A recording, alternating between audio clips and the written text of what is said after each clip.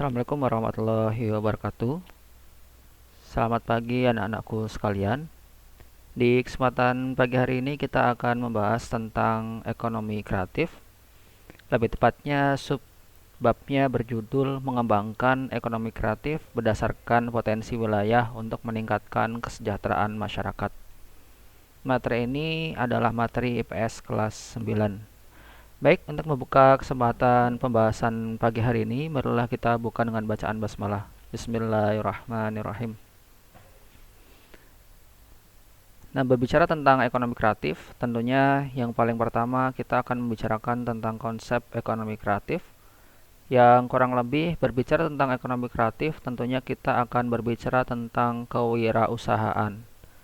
Kewirausahaan atau ekonomi kreatif ini mempunyai pengertian hampir sama, karena dua-duanya mengandalkan inisiatif atau kreativitas dari individu sehingga kemudian mampu mewujudkan sebuah kegiatan ekonomi yang baru, khususnya di kegiatan produksi. Nah, yang akan kita bahas pertama kali adalah pengertian kewirausahaan.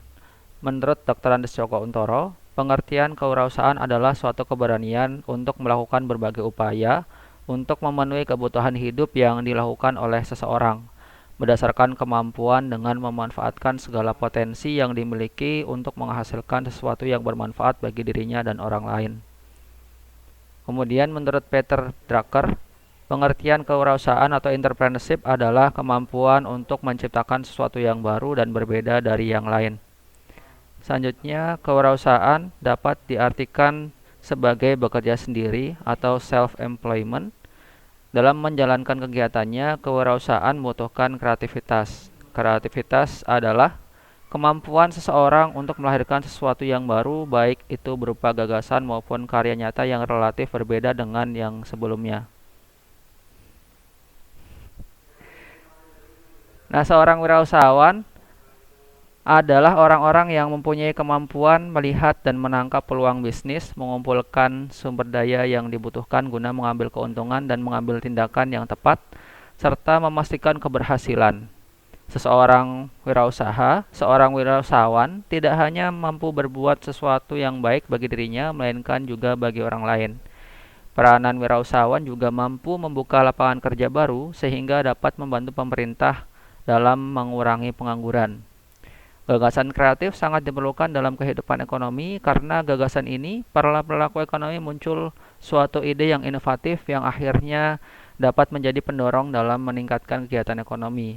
Munculnya gagasan-gagasan yang kreatif diharapkan menimbulkan kemampuan melakukan kegiatan ekonomi.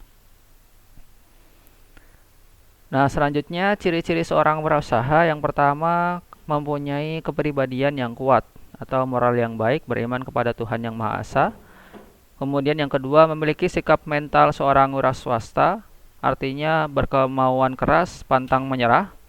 Selanjutnya, memiliki kepekaan terhadap arti lingkungan, peduli dengan lingkungan, kemudian mendayagunakan lingkungan secara efisien atau secara tepat begitu.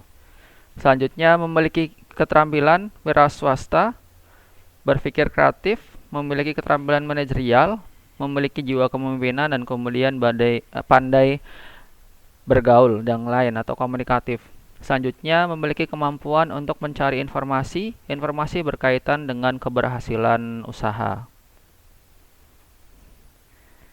Nah, selanjutnya berdasarkan Impres nomor 6 tahun 2009 tentang pengembangan ekonomi kreatif untuk tahun 2009-2015, pemerintah melakukan usaha mengembangkan kegiatan ekonomi berdasarkan kreativitas, keterampilan, dan bakat individu untuk menciptakan daya kreasi dan daya cipta individu yang bernilai ekonomis yang mendukung industri kreatif dan berpengaruh pada kesejahteraan masyarakat Indonesia. Konsep ekonomi kreatif yang digunakan dalam desain induk ini mengacu pada Impres nomor 6 tahun 2009, yaitu era ekonomi baru yang mengintensifkan pemanfaatan informasi dan kreativitas dengan mengandalkan pada ide dan stock of knowledge dari SDM sebagai faktor produksi utama dalam kegiatan ekonominya, menghasilkan produk atau karya kreatif. Industri kreatif yang terdiri dari 14 klaster sebagaimana tercantum dalam Impres nomor 6 tahun 2009. Perekonomian mengalami transformasi yang tadinya berbasis sumber daya alam Kemudian diikuti menjadi berbasis sumber daya manusia. Artinya kegiatan ekonomi dikembangkan mencakup industri dengan kreativitas sumber daya manusia sebagai aset utamanya untuk menciptakan nilai tambah ekonomi. Ekonomi kreatif ini dapat tumbuh dari kekuatan ide yang luar biasa, dituangkan dalam aktivitas industri kreatif dan sebagian besar tenaga kerja berada pada sektor jasa atau menghasilkan produk yang abstrak seperti data, software, berita, hiburan, periklanan, dan lain-lain. Nah, selanjutnya ruang lingkup ekonomi kreatif. Pemerintah mengidentifikasi lingkup industri kreatif mencakup 14 subsektor yang meliputi yang pertama, periklanan, kedua arsitektur, ketiga pasar seni dan barang antik, keempat kerajinan, kelima desain, keenam fashion mode, ketujuh film, video dan fotografi, ke-8 permainan interaktif, 9 musik, 10 seni pertunjukan, 11 penerbitan dan percetakan, 12 layanan komputer dan peranti lunak, 13 radio dan televisi, serta 14 riset dan pengembangan. Yang pertama, periklanan atau advertising. Kegiatan ini berkaitan dengan jasa periklanan, yakni komunikasi satu arah dengan menggunakan medium tertentu, meliputi proses kreasi, operasi, dan distribusi dari periklanan yang dihasilkan, misalnya riset pasar, perencanaan komunikasi periklanan, media periklanan luar ruang, produksi material periklanan, promosi, dan kampanye relasi publik. Selain itu, tampilan iklan di media cetak seperti surat kabar dan majalah, dan media elektronik seperti televisi dan radio, pemasangan berbagai poster dan gambar, penyebaran selebaran, pamflet, edaran, brosur, dan media reklame jenis lainnya, distribusi dan delivery advertising, materials or sample, serta penyewaan kolom untuk iklan. Nah, ini contoh iklan. Sudah familiar ya kalau iklan seperti apa gitu ya.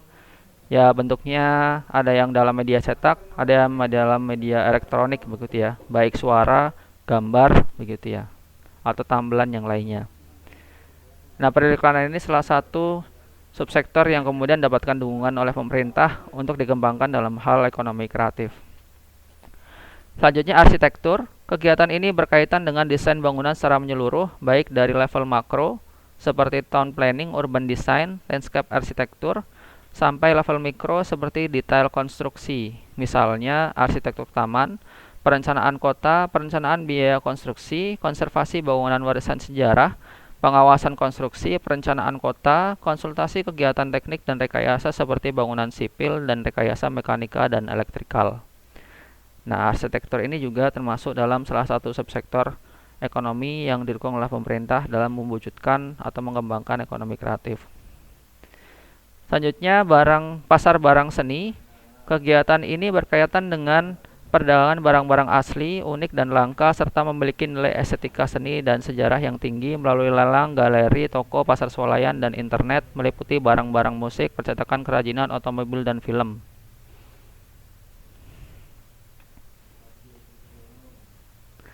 Nah, pasar barang seni ini contohnya, ini salah satu pasar di Bali. Nah, kemudian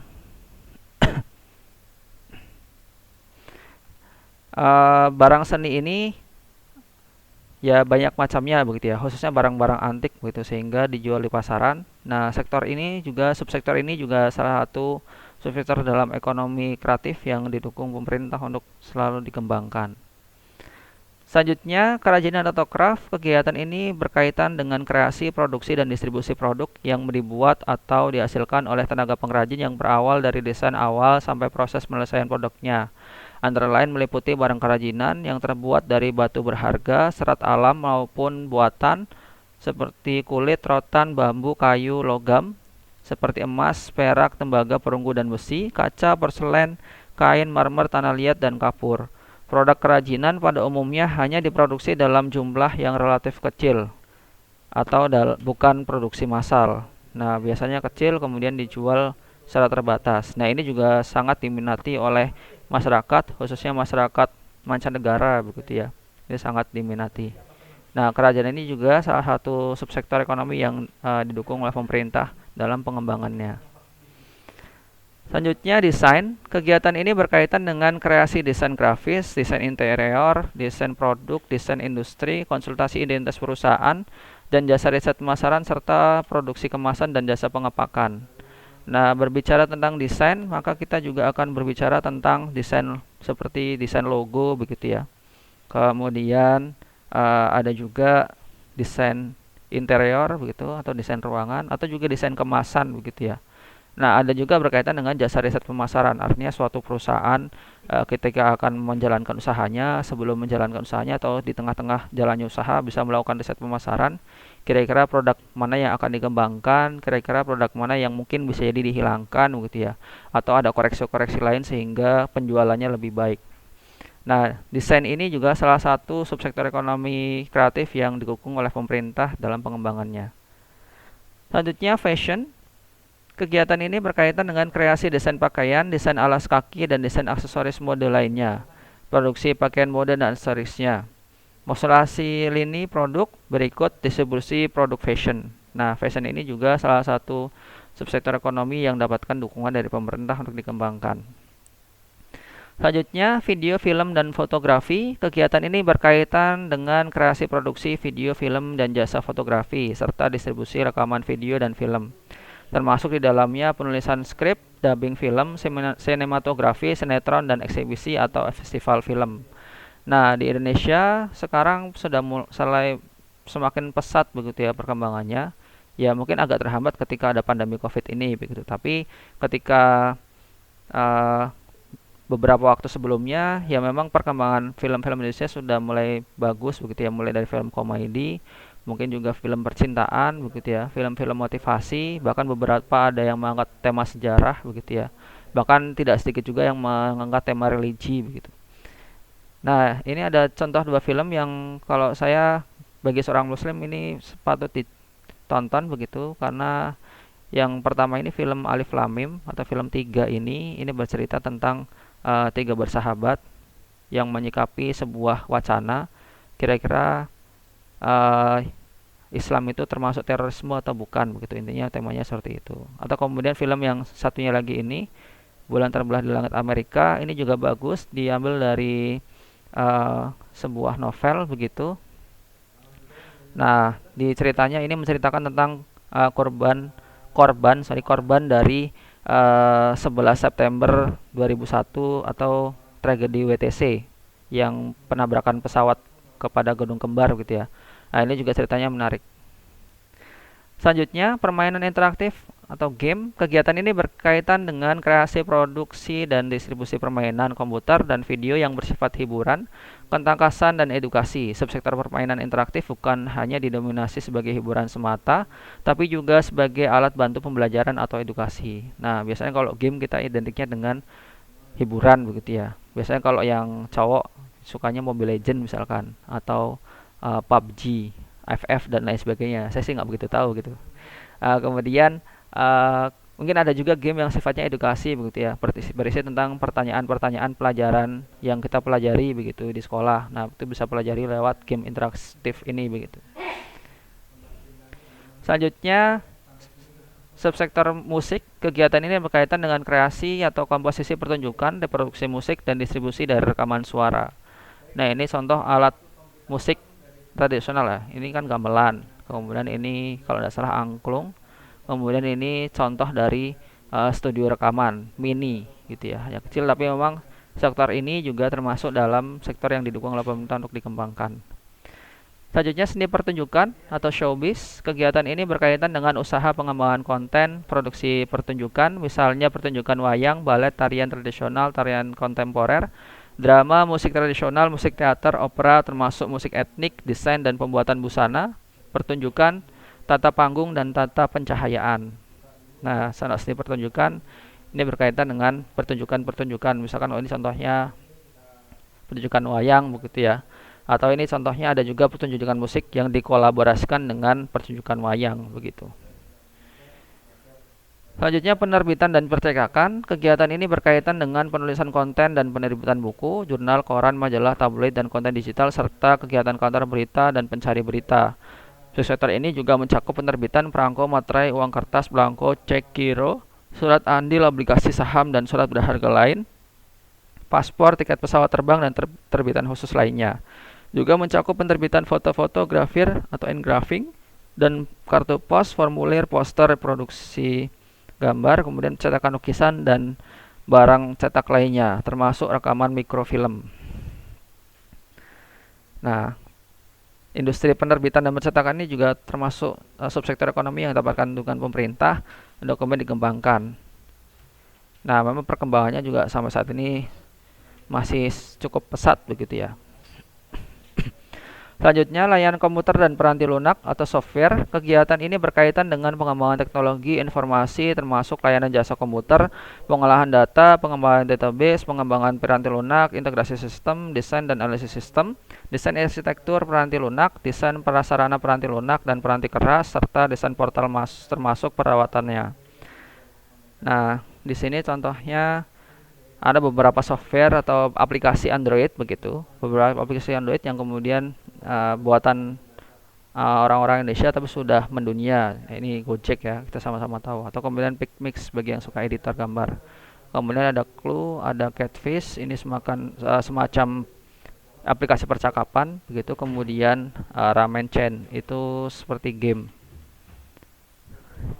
Selanjutnya televisi dan radio atau broadcasting. Kegiatan ini berkaitan dengan usaha kreasi produksi dan pengemasan acara televisi seperti games, kuis, reality show, infotainment, dan lain sebagainya. Penyiaran dan transmisi konten acara televisi dan radio termasuk kegiatan stasiun relay atau pemancar, kemudian siaran radio dan televisi.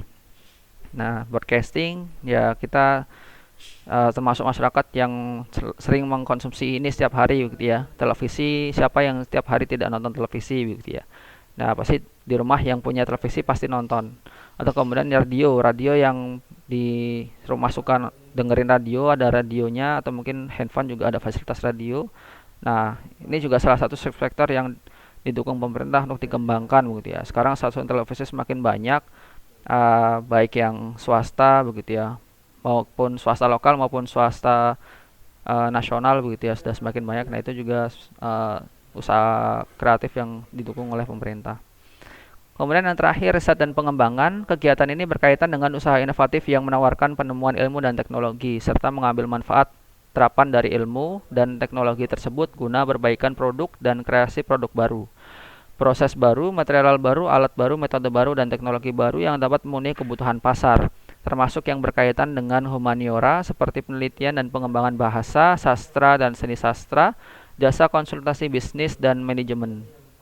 Nah, jadi riset dan pengembangan ini berkaitan dengan ilmu pengetahuan begitu ya. Nah, berbicara tentang riset dan pengembangan dikaitkan dengan ekonomi tentunya terkait pengembangan produk. Misalkan obat-obatan atau kemudian misalkan produk makanan diteliti begitu ya sehingga dikembangkan.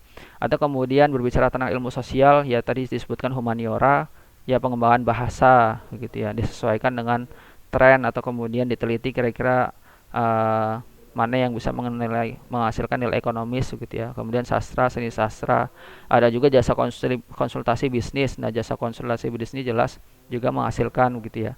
Kemudian ada juga jasa manajemen berkaitan dengan mungkin pemasaran atau kemudian berkaitan dengan sumber daya manusia di suatu perusahaan gitu. Nah, ini juga bisa dilakukan risetnya. Nah, riset dan pengembangan ini juga termasuk salah satu subsektor ekonomi kreatif yang mendapatkan dukungan dari pemerintah. Baik, cukup sekian dari saya untuk penyampaian ekonomi kreatif pada pagi hari ini. Kurang lebihnya mohon maaf. Jika ada kritik dan masukan atau saran bisa diketikkan di kolom komentar. Selanjutnya mungkin bisa lanjut jika ada tanya jawab, tanyakan di WhatsApp atau di Google Classroom. Cukup sekian dari saya. Kurang lebihnya mohon maaf. Wassalamualaikum warahmatullahi wabarakatuh.